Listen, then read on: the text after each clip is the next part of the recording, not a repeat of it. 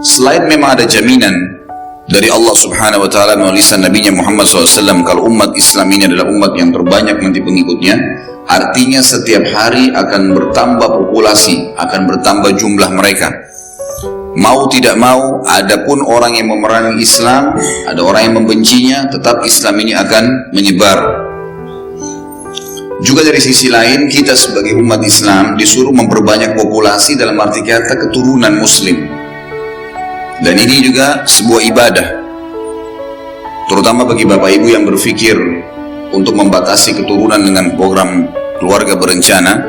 Ini harus difahamin.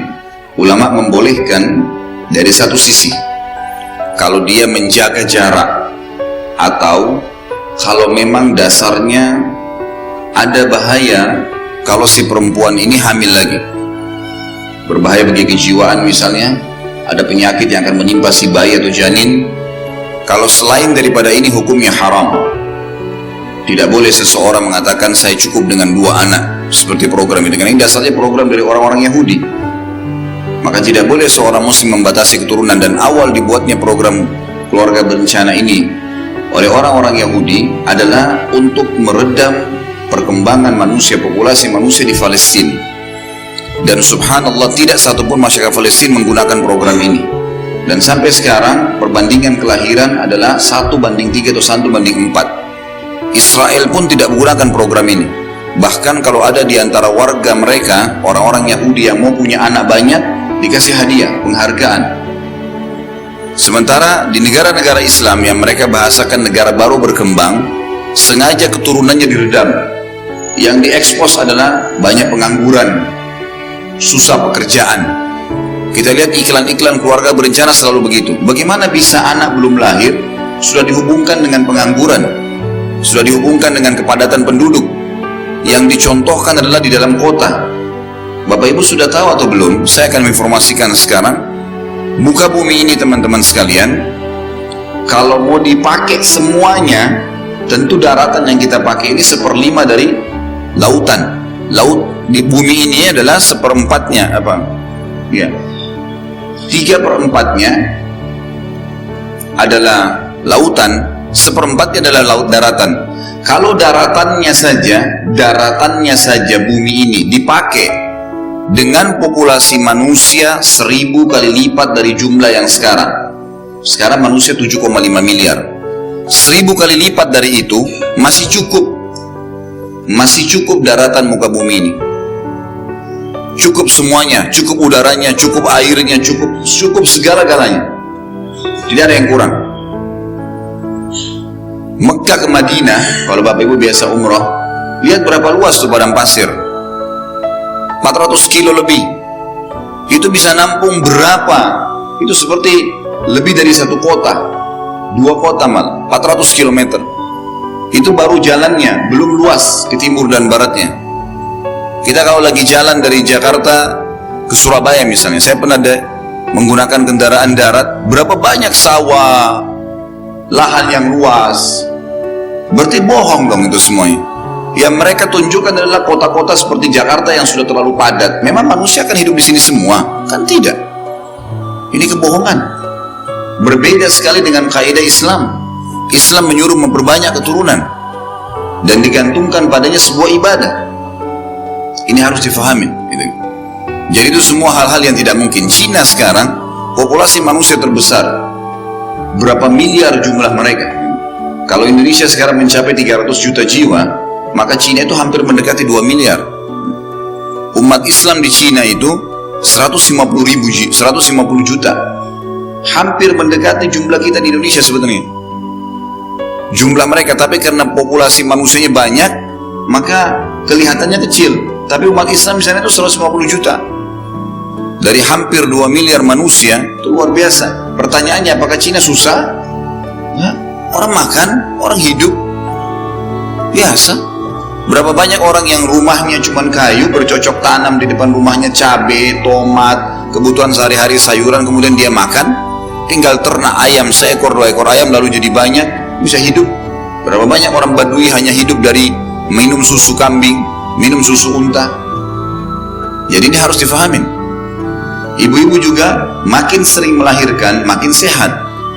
Salah pemahaman yang mengatakan kalau orang melahirkan itu malah tubuhnya jadi tidak baik. Sama sekali. Saya yakin kalau di sini ada hadir ibu-ibu dokter pasti tahu. Karena ini memang secara medis tidak mungkin itu adalah satu hal yang buruk. Gak mungkin, kecuali memang kondisi fisiknya tidak sehat. Kalau dalam pandangan agama, Allah Sang Pencipta dan Maha Suci, Maha Kuasa tidak mungkin menyuruh memperbanyak keturunan lalu membuat wanita tidak mampu, tidak mungkin. Digantungkan pahala yang besar, mati dalam keadaan melahirkan, mati syahid, masuk surga tanpa hisab. Pahalanya seperti orang sedang berjihad kalau sedang hamil. Karena kalau mati, mati syahid.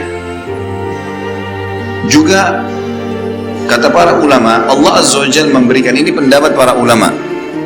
Saya tidak bicara dari sisi medisnya. Para ulama mengatakan Allah Azza wa Jalla membuat di dalam perut wanita ada kantong rahim, ya, dan ini nanti butuh peremajaan. Peremajaan yang paling sederhana adalah adanya haid setiap bulan. Memang haid itu harus datang, kalau enggak sakit si perempuan. Yang paling maksimal dalam peremajaan adalah nifas. Nifas ini keluar setelah melahirkan. Makin sering melahirkan makin sehat sebenarnya. Satu sisi. Sisi yang lain mungkin ada di antara ibu-ibu bilang, saya kalau banyak anak pusing ngurusnya. Memang wajar. Wajar. Kita punya perusahaan 3 pegawai dengan 10 pegawai beda. Beda ekstra waktu, ekstra energi, tapi hasilnya bagaimana? Pasti lebih besar. 10 orang anak mendoakan kita, Rabbi ghafirli wali walidayya, dengan 1 orang anak, sama nggak pahalanya? Sama nggak hasilnya? Beda. Memang awalnya capek, masa nggak mau capek? Harus ada upaya. Tapi kalau jadi, bayangkan, jangan bayangkan 10 anak nakalnya, tapi bayangkan kalau 10 anak hafal Quran. Berapa banyak orang tua yang akhirnya memasukkan anaknya di pesantren, ikut tahfidz Quran dan berhasil? Berhasil. Banyak. Gitu. Tapi semua perintah agama pasti syaitan tidak inginkan. Ini kita bahas kenapa? Karena ada tersebutkan dalam hadis, dan sekaligus juga mengubah persepsi sebagian muslimin dan muslimat, laki-laki dan perempuan. Ada banyak bapak-bapak mengeluh, istri saya sudah tidak mau hamil lagi padahal sehat. Ada juga yang mengeluh ibu-ibu, saya tahu ada hadis Nabi disuruh punya anak, tapi suami saya nggak mau, katanya nanti pusing. Nggak bisa, bukan alasan pusing. Kita ini sekarang memang pabrik manusia. Allah mengatur populasi manusia, perkembangan manusia ke depan memang melalui kita. Manusia inilah yang menikah, kemudian hamil, punya anak. Dan tidak ada alasan, secara tatanan sosial tadi saya sudah bilang, daratan ini cukup 1000 kali lipat dari jumlah manusia sekarang. Tidak pernah habis tuh, cukup. Tumbuh-tumbuhannya, udaranya, airnya, segala macam. Cukup, itu baru daratannya. Kita belum bicara yang 3/4 yang lautan. Kalau bisa di atas lautan orang tinggal buat daratan, itu sudah luar biasa. 4000 kali lipat dari jumlah manusia sekarang bisa. Gitu. Jadi tidak ada alasan. Secara syar'i, hamil ibadah, punya anak ibadah, dan hasilnya kalau kita memang sedikit menekan diri kita, karena anak-anak aset amal jariah. Sekarang orang tua saya, dengan izin Allah, saya ceramah depan Bapak Ibu sekalian, sebutkan ayat, sebutkan hadis. Mereka mungkin lagi, ibu saya sudah meninggal, Allah yarham. Ayah saya sekarang mungkin di Makassar lagi aktivitas entah apa yang beliau lakukan, semoga Allah jaga. Tapi dapat pahala karena saya mengajar, karena saya tumbuh dari nafkah ayah saya tumbuh dari ASI ibu saya. Berapa banyak orang bisa dapat pahala dari anak-anaknya, aset amal jariah. Makanya tinggal luangkan waktu mendidik, lembaga pendidikan Islam yang benar, kita juga meluangkan waktu untuk itu. Di dalam hadis yang lain, itu sudah tidak saya bahas lagi. Dalam hadis yang lain, Nabi SAW berkata, pernah aku diperlihatkan oleh Allah SWT sebuah komunitas manusia di mahsyar. Komunitas manusia di mahsyar. Dan saking banyaknya kelihatannya seperti berwarna hitam. Lalu aku berharap itu adalah umatku. Lalu aku bertanya pada Jibril, hai Jibril, siapakah mereka? Kata Jibril AS, itu adalah umatnya Musa. Lalu aku diperlihatkan lagi komunitas yang lebih besar dari itu, kurang lebih 2 kali lipat. Lalu aku bertanya, aku berharap itu umatku. Siapa itu Jibril? Maka Jibril berkata, itu adalah pengikutnya Isa. Lalu kemudian aku diperlihatkan komunitas yang berlipat-lipat ganda dari itu semuanya, Dan aku berharap itu umatku. Kata aku, hai Jibril, siapa mereka? Maka Jibril berkata, itu adalah umatmu. Ya, memang kita jumlahnya besar. Bapak ibu sekalian, kembali ke masalah anak tadi sedikit.